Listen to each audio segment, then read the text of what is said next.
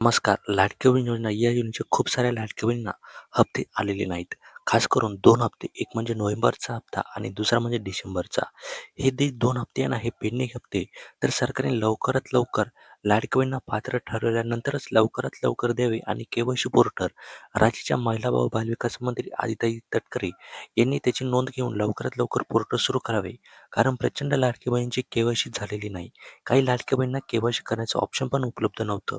पण याच्या व्यतिरिक्त पण नोव्हेंबर आणि डिसेंबर महिन्यामध्ये जर तुमचा लाभ बंद झाला असेल, नोव्हेंबरमध्ये कोणतं कारण होतं, डिसेंबरमध्ये कोणतं कारण होतं आणि प्रत्येक महिन्यामध्ये वेगवेगळं कारण, याची खात्रीलायक अपडेट आपल्या या चॅनलच्या माध्यमातून तुम्हाला मिळत असते. तर तसेच इतर पण काही कारणे आहेत आणि त्याचा उपाय काय आहेत, हे देखील या व्हिडिओमध्ये अगदी कमी शब्दामध्ये सांगणार आहेत.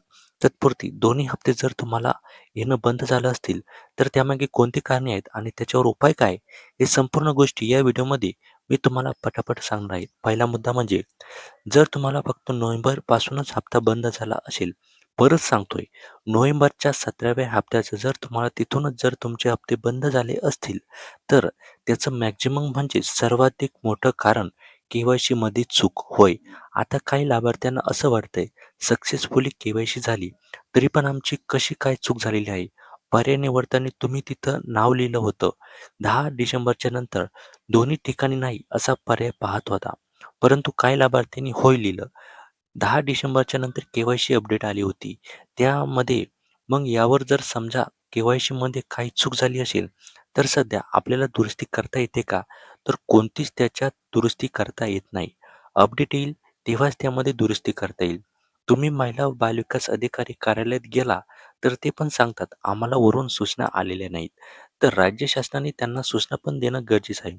महिला व बालविकास अधिकारी कार्यालयात जेणेकरून ते के-वाय-सीमध्ये दुरुस्त करतील व लाडक्या बहिणींना लाभ चालू होईल.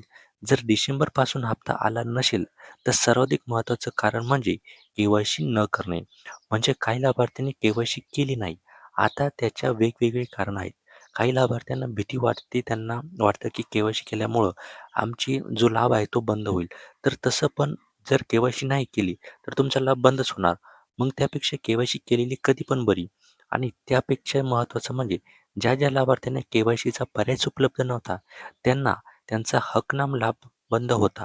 त्यामुळे लवकरात लवकर पोर्टल सुरू करा. डिसेंबरच्या महिन्याचं कारण सर्वाधिक मोठं कारण आहे के-वाय-सी न करणे आणि नोव्हेंबरपासून जर हप्ता नसेल आला, तर ते के-वाय-सीमध्ये चूक होणे. म्हणजे नोव्हेंबरमध्ये जर आला नसेल, तर के-वाय-सीमध्ये चूक. डिसेंबरमध्ये हप्ता आला नसेल, तर के-वाय-सी न करणे. मग आता के-वाय-सीमध्ये याच्यात उपाय काय? तर उपाय पोर्टल ज्यावेळेस सुरू होईल, तेव्हा के-वाय-सी करावी. आता पोर्टल सुरू होईल का? तर माझ्या मते होईल. नक्कीच संधी दिली जाईल आणि पोर्टल परत सुरू होईल. आणखीन काही दिवस थांबा, नक्कीच पोर्टल सुरू होईल. बघा त्यानंतर के-वाय-सीमध्ये चूक झाली नसेल, तर यामागे आणखी काही दुसरे कारण असतात का? तर होय, यामागे दुसरे कारण असतात. पुराव्यासहित मी तुम्हाला यापूर्वी पण व्हिडिओच्या माध्यमातून दाखवलेलं होतं. तर काय कारण असतात? अकाउंट बंद होणे, म्हणजे अकाउंट अचानक बंद होतं. आपल्याला माहिती पण पडत नाही. अशा वेळेस काय करावं? उपाय काय? याच्यावरचा बँकेमध्ये जाऊन त्या बँक अकाउंटची के-वाय-सी करून घेणे. समजलं? या व्यतिरिक्त काय? आणखी काय चुका होऊ शकतात? म्हणजे ज्या कशामुळे लाभ बंद होण्याची कारणे काय असतात? यामध्ये आधार सीडिंग स्टेटस इनॅक्टिव्ह होणं.